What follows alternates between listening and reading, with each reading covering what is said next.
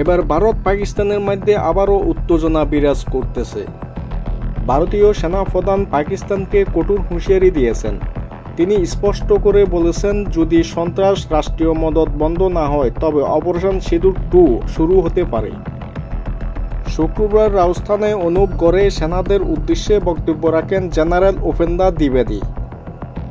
সেখানে তিনি বলেন, পাকিস্তান যদি মানচিত্র নিজেদের অবস্থান ধরে রাখতে চায় তবে অবশ্যই রাষ্ট্রীয়ভাবে সন্ত্রাসবাদের সহায়তা বন্ধ করতে হবে। তিনি আরও বলেন, অপারেশন সিঁদুর 1 আমরা দয়া দেখিয়েছিলাম, এবার আর দয়া দেখাবো না।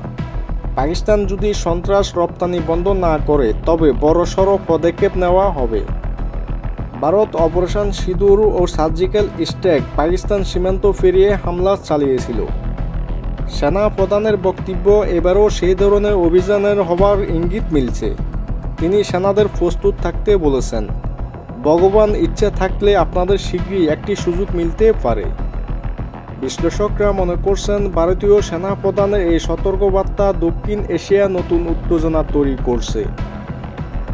এবার কি সত্যি শুরু হবে অপারেশন সিঁদুর 2? আপনারা কি মনে করেন? মন্তব্য জানান। আর খবর পেতে আমাদের চ্যানেলটি সাবস্ক্রাইব করে পাশে থাকবেন। ধন্যবাদ।